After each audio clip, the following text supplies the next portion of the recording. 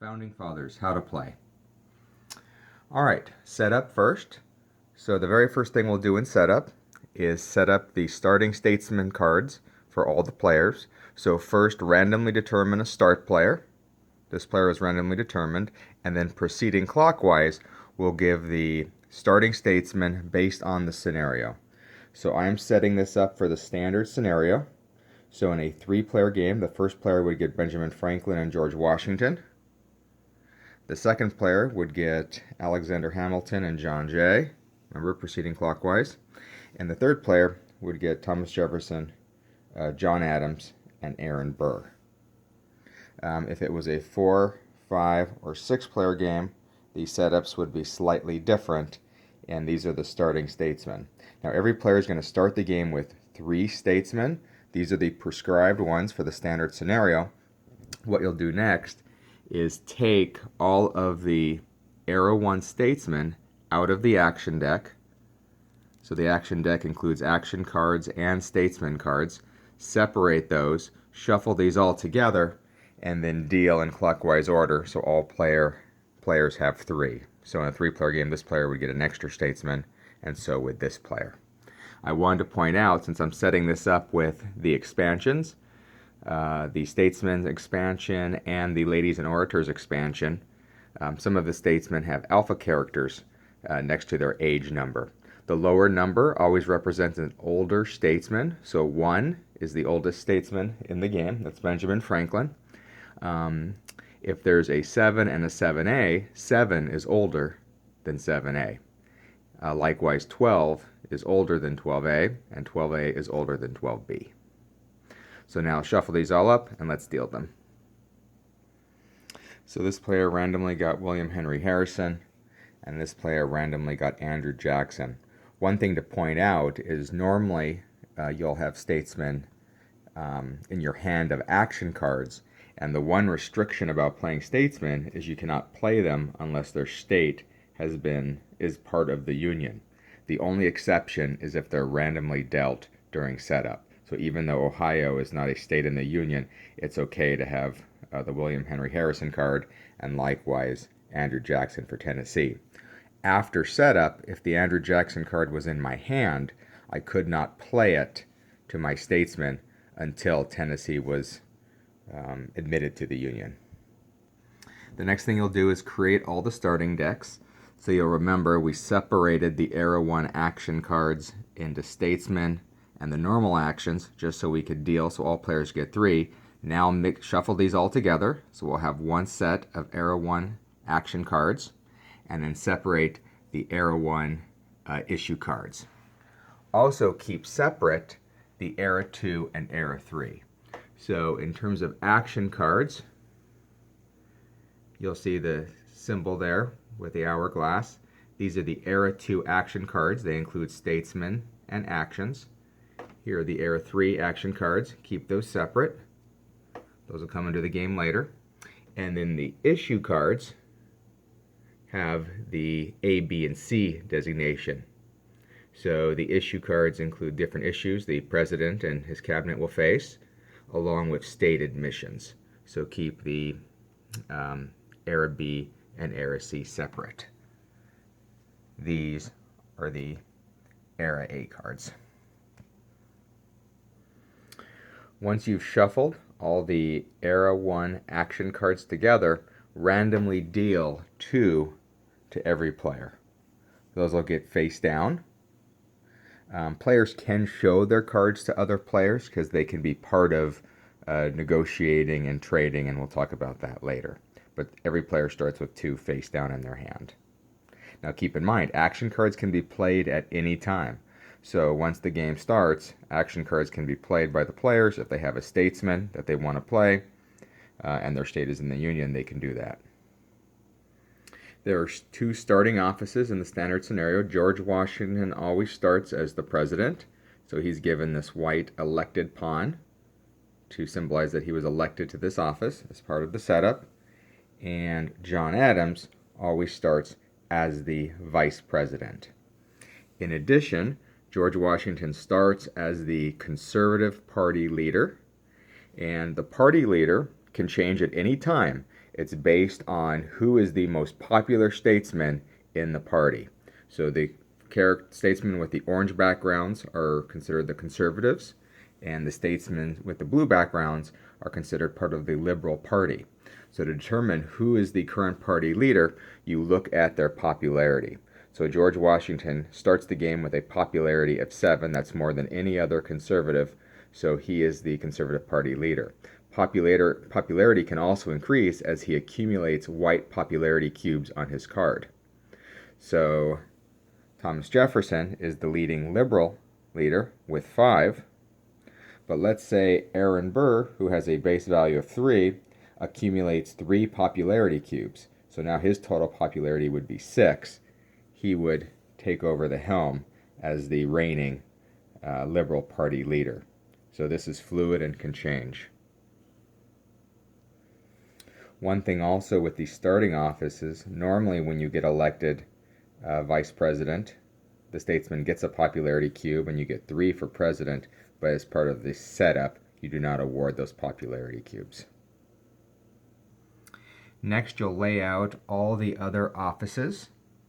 So you'll see the game starts with 5 of what are called the partisan offices, or they're part of the president's cabinet. So those terms are interchangeable. A partisan office is a cabinet office. And I'm playing with the offices in Statesman expansion, so you'll see additional offices here. So there's 5 partisan offices: the Secretary of War, the Special Envoy, Secretary of the Treasury, the Attorney General, and the Secretary of State. There's also 3 nonpartisan offices to start the game: the Chief Justice, the Postmaster General, and you can see it becomes a partisan office once Amos Kendall enters play, but to start the game it's a non-cabinet office, and then the General is a nonpartisan office. So you've got 8 offices to start the game, 5 partisan cabinet offices, and 3 nonpartisan.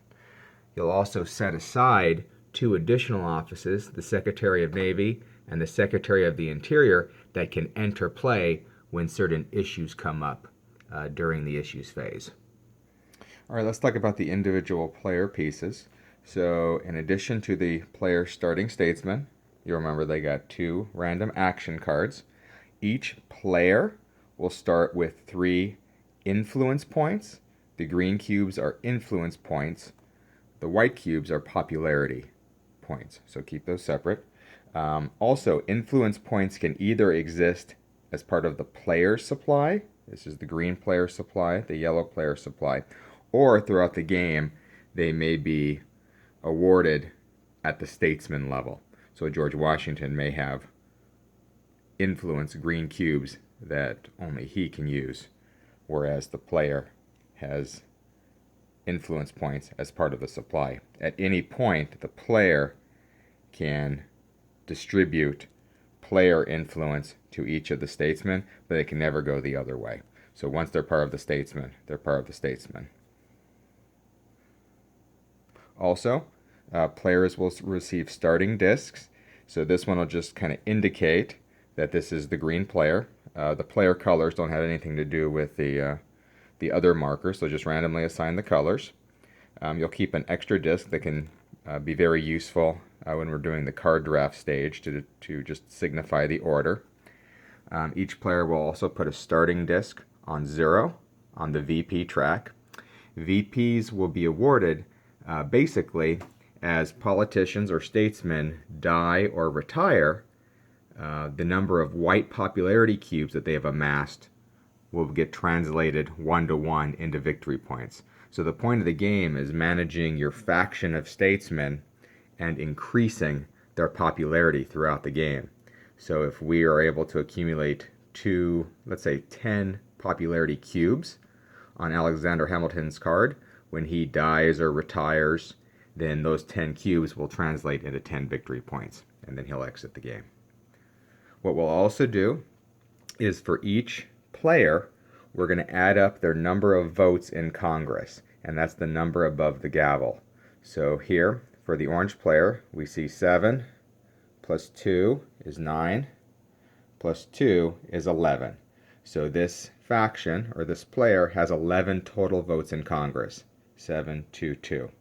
So we're going to mark 11 total votes in Congress.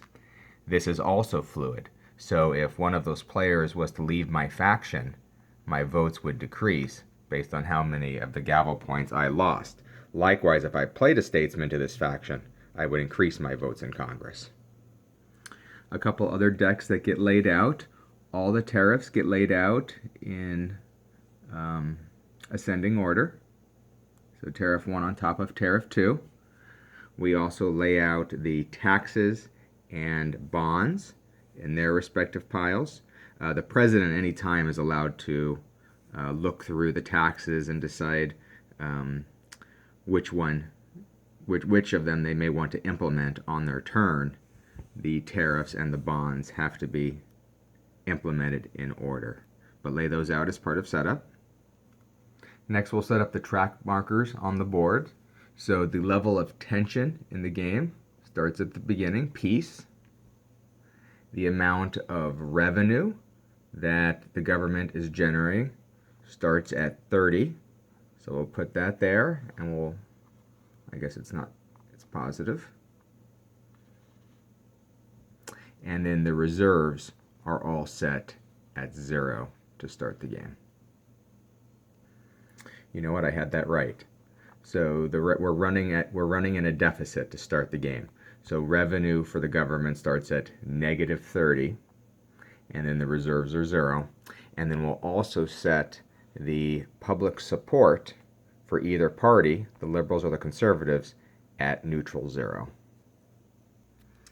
Create the supply of cubes. So we've got our white popularity cubes that are worth 1 each, and then we've got the bigger ones that are worth 5 each. We've got our influence points in 1 and 5 denominations, and we have our markers that are used, the black cubes are for negative influence. So if you ever have less than your starting value on the card, you can use these for -1. And then we have the markers to mark during the voting for the Conservative Party, for the VP, and for the President and the VP candidate, and then, for the Conservative Party, for President and VP, and then for the Liberal Party, President and VP. We'll also set up all the starting states. These are the states that have the at start, and you'll see their little markers indicate which states they're connected to. So New York is connected to Massachusetts, or New England, which includes Massachusetts, New Hampshire, and Connecticut. So those connected, and then down here it connects to Pennsylvania. Pennsylvania connects to New Jersey. So lay those all out. Since I'm playing with one of the expansions, I've got these black rings. They're used to mark any time a statesman runs for president and loses, they receive a black ring on their card. That just indicates that they lost their bid to become president. At any point, if a candidate receives 2 black rings, they've had 2 failed bids for the presidency, then they're no longer permitted to run for president or vice president. So it's only when they fail their bid as president do they get a black ring. They can remove black rings if they're the party leader and they decline to run for office. They can remove the ring. Or if they win a bid for the presidency, obviously they would remove their ring then. Finally, as part of the ladies expansion, we will put the ladies statesmen or stateswomen out of the game. So the Abigail Smith, the Dolly Todd, and the Jessie Benton. You'll see they could come into the game if the women's suffrage issue is resolved. If the women's suffrage issue gets resolved, they get shuffled into their respective era decks, and they can come out and be played as regular statesmen, or stateswomen in this example. Keep in mind there are also the spouse cards. So as part of the standard setup, when using the ladies expansion, John Adams starts with Abigail Smith as his spouse. The spouse action cards are very powerful.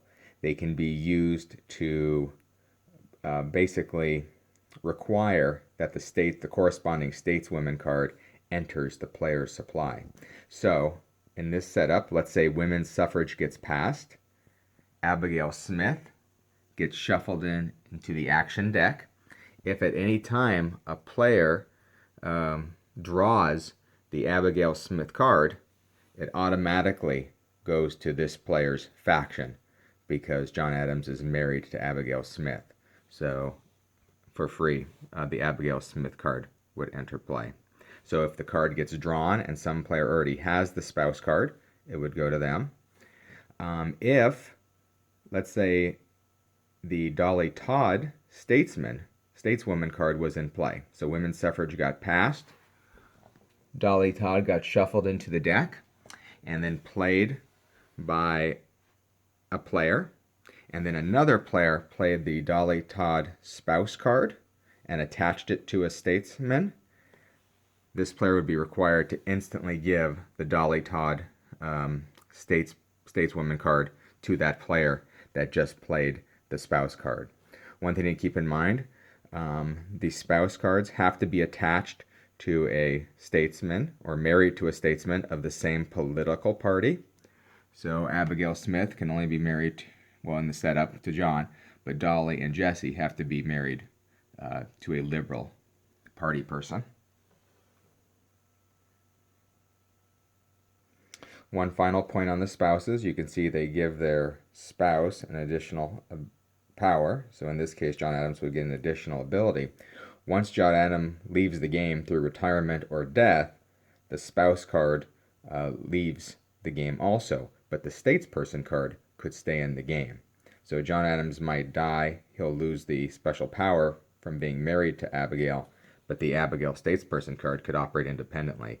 They become, if women's suffrage is passed, an independent statesperson that's influencing the government.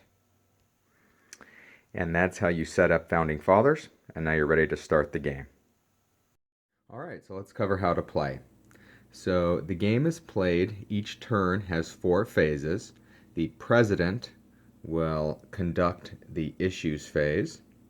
Then there's a Treasury phase. Then we have an election for a new president and vice president. And then we have the people phase, where individual players can take actions. The game can end in one of several ways.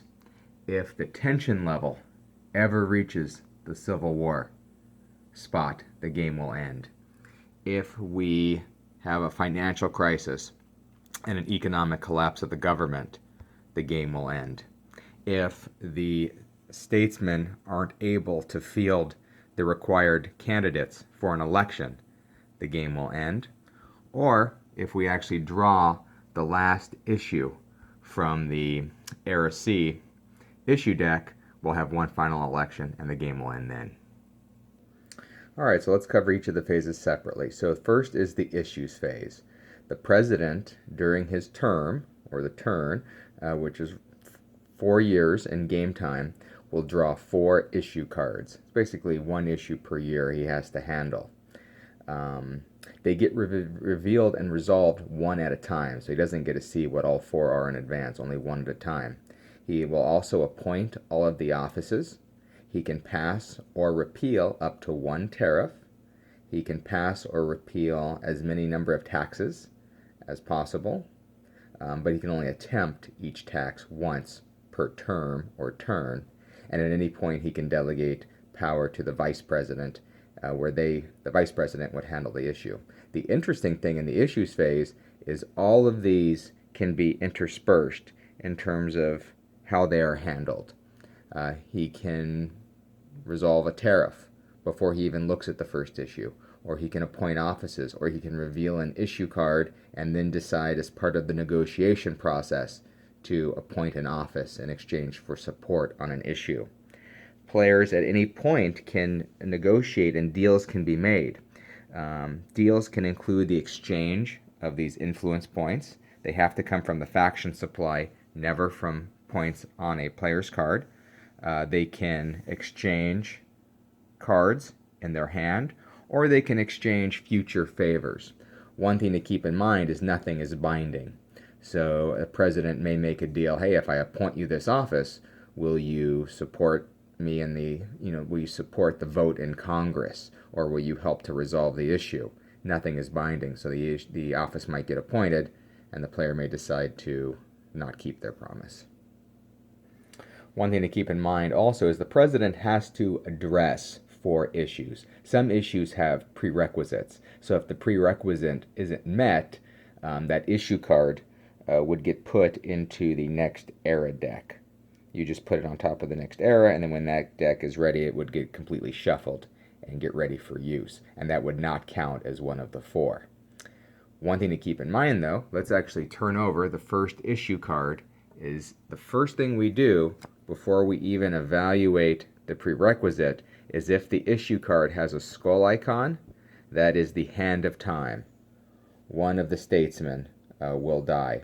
We roll a die, and if it's 1 to 3, the oldest active statesman dies, a 4 to 5, the second oldest, or if it's a 6, the third oldest statesman dies. And you'll remember these are all discrete values.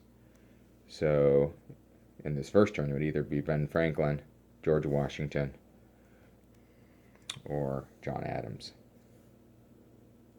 So even before we look at the issue, we resolve this.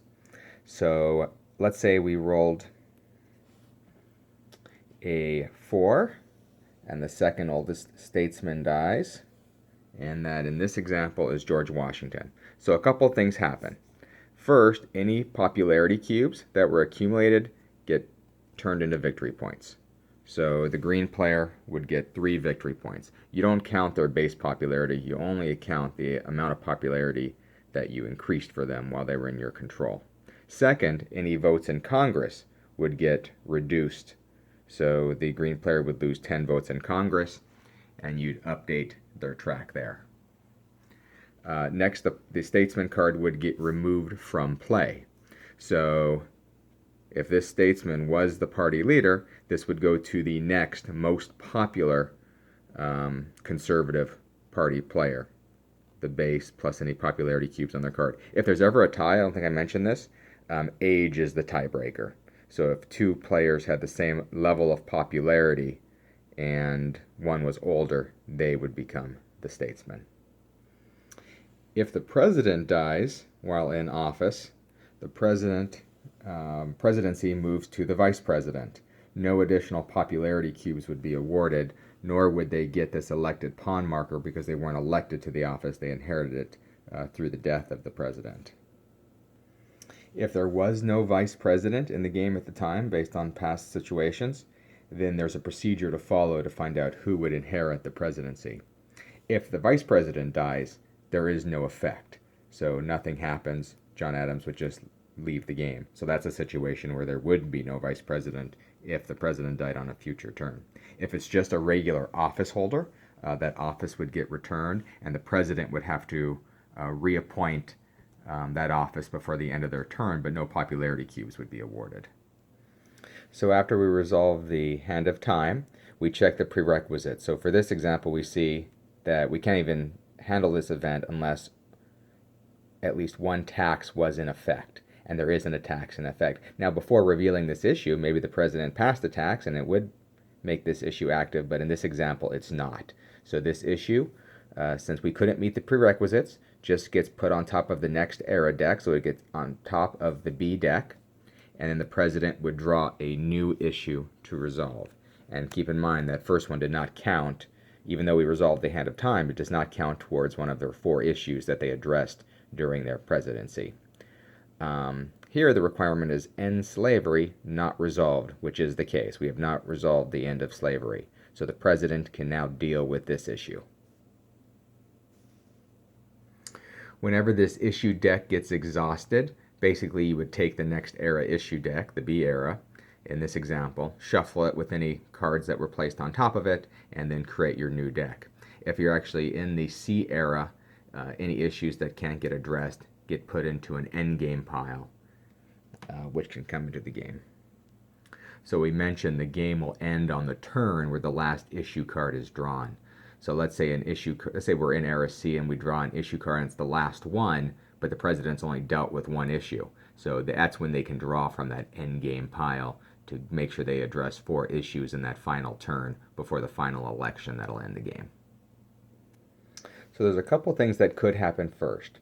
If the text says that the Chief Justice could intervene in the issue, then the president must appoint that office immediately. So normally they can intersperse handling issues and appointing offices, but if the issue says the Chief Justice could intervene, then the Chief Justice role must be immediately appointed. Also, during the president's term, once per term, they can delegate this issue to the vice president. Now, the vice president would act as the president. They're now going to figure out how to deal with this issue. Keep in mind, any popularity gained or lost would apply to both the vice president and the president. So just by delegating it doesn't absolve the president, but in addition, they could also gain the popularity for the event. So let's assume the president doesn't delegate it to the vice president, so they're going to figure out how to address this issue. So the first thing they're going to decide is whether they ignore it or they address it. You can see the popularity gain or loss corresponds to the options down here. So there's two options, resolved and either fail or ignore it. So if they can get this issue resolved, there's no popularity gained and there's no effect. But the problem is if it fails, public support would move 3 to the conservative and the president would lose -2.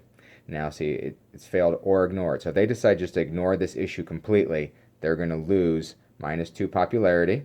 So they're going to lose 2 white cubes from their card, or take black cubes if there are, going to the negative. And public 3 would go towards the conservative on this track. So the first decision they're going to make is whether to ignore it or address it. If they address it, then they hand it to the corresponding office holder. Some issues are handled directly by the president, so they wouldn't hand it off. But here we see it requires that a general resolve this issue. So now obviously we have to appoint a general before we hand it off. So let's take a pause and talk about appointing offices. So by the end of the president's term or turn, they have to at least appoint all the partisan offices or the cabinet offices. Most offices come with popularity. I've put the popularity cubes here to remind that when this office is awarded, the player that it gets awarded to would get the popularity cube added to their card. Some roles have influence cubes awarded to them.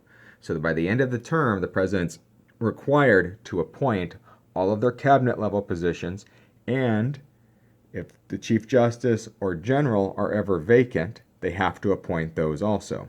So almost every cabinet position will have to every office would have had to have been appointed. One thing to keep in mind is cabinet positions can only go to the same party as the president. So if George Washington, let's say he didn't die, is appointing cabinet positions, he has to appoint them to members of his same party. There's one exception. There's one of the offices can be assigned to a member of the opposite party. So of these different cabinet positions, he can assign one of them to a Liberal Party member. The rest have to go to members of his own party. The Chief Justice is in a partisan office, so it can be assigned to either party. The Postmaster General only becomes a partisan office after Amos Kendall enters play. Until then, it's just a nonpartisan office. And then the General is also a nonpartisan office. But you can see the holder must have military ability.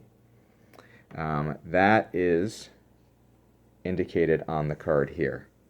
So you can see William Henry Harrison has an ability of 1, but it's also a military ability, so he could become a general. Each statesman can only hold one office also. So the only exception to that is if there are no eligible statesmen to hold an office and the president has to appoint them, that's when you have to make an exception, and a statesman may have 2 offices, or you may have 2 offices assigned to a member of the opposite party, but that's only if there are no eligible statesmen left. Most of the time, each statesman can only have 1 office, and the cabinet has to be assigned to the same party as the president, with only 1 office being assigned to the opposite party. No statesman can be forced to accept an office, so maybe it's a really difficult issue that they don't want to be on the hook for. They can decline it. Also, office holders are not permitted to resign their office except when they're appointed to the office that's vacated by death or election. That's when they can resign. So an example of that might be George Washington dies. John Adams obviously can resign vice president to become president. Also, if maybe a chief justice won the election for presidency, then due to an election, they can resign this lifetime role to take on the president office. Most of the offices only last one term or turn. So as the once the president assigns the Secretary of State, that'll be the Secretary of State for their entire 4-year term as they're dealing with all the issues. And then after the next election, all of the roles would get returned. It only lasts one term. The exceptions are the Chief Justice. It will last until death or resignation. And then the General is a little bit different. This will last until death, resignation, or reappointment. The president can reappoint for the purpose of giving it to an individual with higher ability. So if they want to reappoint the general during their term, let's say the general was given to William Henry Harrison last term, so they'll keep the general, but let's say Thomas Jefferson becomes president the next term and they want to reassign the general to Andrew Jackson, they can do that because Andrew Jackson has a higher ability. The other way the general could get reassigned is if the political party is not of the president's party. So in that example I just gave, Andrew Jackson wouldn't even need to have a higher ability. If the Liberal Party president wanted to reassign the general away from a Conservative Party member to a Liberal Party member, they can do that within their power. They don't need to actually look at the ability. If they were both members of the same party, then it would have to go to a higher ability general. All right, so let's get back to this issue. So the president knows that to get this resolved, they'd have to give it to a general, but they're also looking at the difficulty rating, and this corresponds to the ability.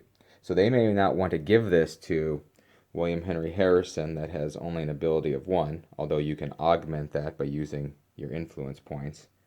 Maybe they want to give it to Alexander Hamilton, who has military ability, and it's a level of 3. So let's say George Washington decides to do that. He makes a deal with Alexander Hamilton. Hey, I'll give you this office if you help resolve this issue.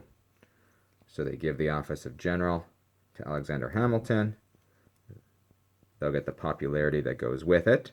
And now the president addresses this issue by giving it to the corresponding office, which is Alexander Hamilton. Now remember, no deals are binding.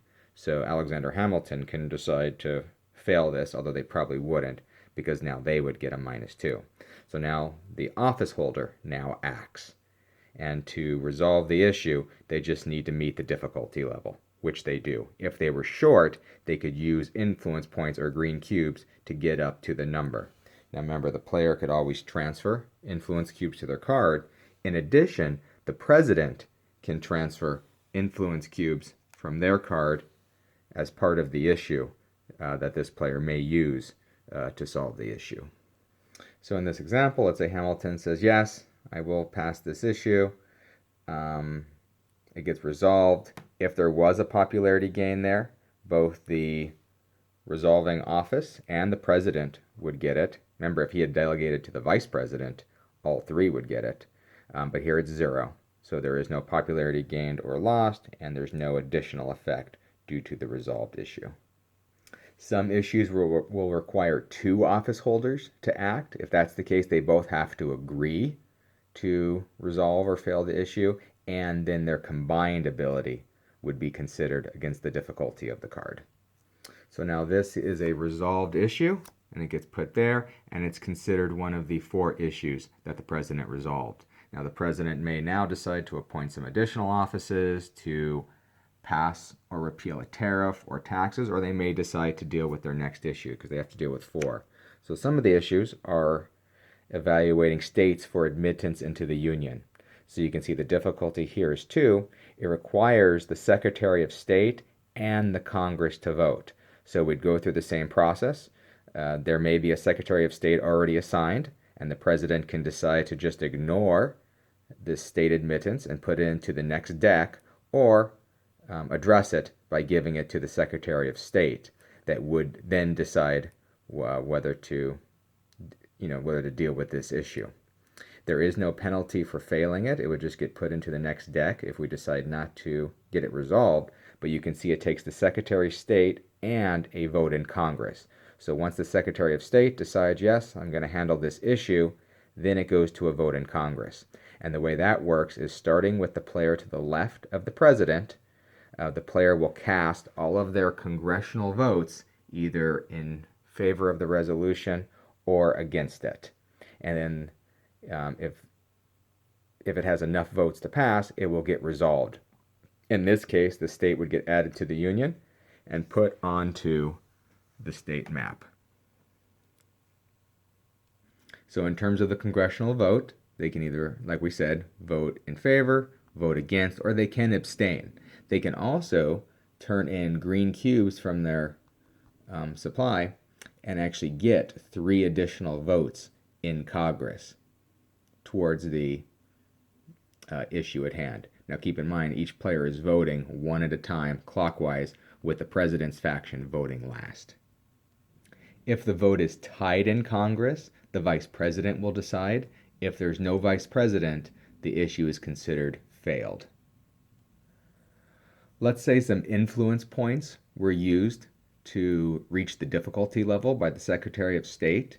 If it's resolved, obviously they would all get put back into the supply. If it's failed, you lose half of those influence points, and half of the green cubes get returned to the office holder. After the issue is completely resolved, that's when the Chief Justice could come in and intervene. Obviously, this is not an issue that could do it, but the Sedition Act is. So let's say the Sedition Act, we obviously handled the hand of time icon first. Let's say the president acts alone in this. He doesn't need to hand it over to a statesman. Let's say they contributed some cubes to make sure that it passes the 4 difficulty. You can see once it's resolved, if judicial review is active, the Chief Justice may cancel. There's a judicial review action card. So it would have need to have been played and put into the resolved issues, so we know it's actually active. And then in that case, the Chief Justice could come in and cancel this event. If that's the case, obviously all effects are reversed, and it gets considered a canceled, and you can see what happens in canceled. And then any influence cubes or green cubes that were put on the event are completely lost. There is no refund there. So any resolved issues get put into the resolved issues deck. Any failed or ignored issues get removed from the game. I think I may have said if the president ignores, you automatically put it into the next deck. You only put it into the next deck if the card says to do it. Failing and ignoring issues, those will get removed from the game unless the card specifically says add to the next deck. The only exception to that are new state cards. So they don't say add to the next deck, but if a new state admittance was ignored or failed, all new states get added to the next deck. So they could potentially come into the game later. So in this example, let's say that the Sedition Act got resolved, but the Chief Justice canceled it. So it's technically not a resolved issue. It got canceled, but it does count as one of the 4 issues that the president addressed during their term. So they addressed this one. They got a new state admitted. This got passed in Congress, but canceled by the Chief Justice. So all the results got reversed, and they've got one final issue here to deal with. They'll have to deal with hand of time first. And you can see this issue actually creates the Secretary of the Navy office. So here there's 2 resolved options. So the president could hand it off to either the Secretary of the Navy or a special envoy if they want to fight or negotiate. It has different popularity implications, and it has different results to the offices and to the game. So before the issues phase is over, the president has to deal with 4 issues, appoint all the offices, can pass or repeal up to 1 tariff, and then can pass and repeal taxes. So the tariffs have to get handled in order. So tariff 1 has to get handled before tariff 2. Now if tariff 2 was active, let's say we got tariff 2 passed, and then you repealed tariff 2,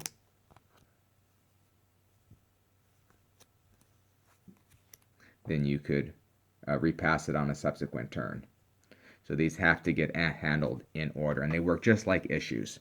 They require typically the Secretary of the Treasury and a vote in Congress, and it has difficulties, and then if it passes, you adjust, pass or repealed, you adjust the revenue track. So you can attempt to pass or repeal one tariff per term or turn, and then you could attempt as many taxes as you want, but you can only attempt each tax once. And you can go through this deck and decide which one you want to attempt based on the amount of revenue it gains and some of the potential effects. An emergency bond acts just like a tax, but you have to deal with it in order, so you can't address emergency bond 2 until emergency bond 1 is in effect. And then there's another rule: if you actually do pass a tax, you actually will roll on the tax outrage table. And these are taxes only, not tariffs or bonds. But after you pass a tax, you add the number of existing taxes. So let's say it's the first one, so that would be 1. You count the one you just passed. And then the outrage modifier of the tax. So you can see the outrage modifier is 3. So now we have 3 plus 1 of the active tax, and now you're going to roll the dice. And you can see, based on the roll, some additional effects will happen. And this is the tax outrage table that happens every time you pass a tax. And you can see here, by passing it, you've also increased the tension in the country by 1 by passing that tax. But the benefit is you would increase your revenue track by 6, so the country's getting more revenue. Now, if this was in effect, you could attempt to repeal this tax. And you can see you'd get some popularity by repealing it, but you'd lose the revenue for the government. Once a tax is active, keep it in a separate spot on the board so you know all the taxes that are active that are potentially could get repealed: tariffs, taxes, or bonds, versus the inactive ones. Once the issues phase is done, we move to the Treasury phase, and it's very simple. Basically, we'd add the revenue to the reserves. So in this case, we're operating at negative 30. So we'd reduce our reserves by 30. So we adjust the reserves by the amount of revenue we're either collecting or running in a deficit. Next, we pay interest if the reserves are less than 0. So in this case, they are negative. If they're positive, we don't have to pay any interest. But if they're negative, we have to service our debt. Basically, you're paying 30%. So the simplest way I like to do it is just multiply the existing reserves by 1.3. So we've got negative 30 times 1.3. So we know the new reserves is going to be 33. So we had to pay, we pay 30% debt, not 10%. So 30 times 1.3 would be 39. We pay 30% of our existing reserves to service our debt. So that's the new updated amount. Finally, if your reserves are less than negative 100, you have to roll on the economic crisis table. So you roll a die, and you're going to subtract 1 for each multiple of 100 that you're reserved. So if you're at negative 250, you're going to subtract 2 from the die roll. And you can see the lower the die roll, the closer you are to monetary collapse, or bad things can happen to the president's party and their popularity. All right, so that covers the issues phase and the Treasury phase. One other point during the issues phase is when you repeal taxes, obviously you lose the revenue, so that gets reversed, but you don't reverse any tension created. That memory has been formed with the American people. So those are the first 2 phases, the issues phase and the Treasury phase. Let's move on to the other 2 phases.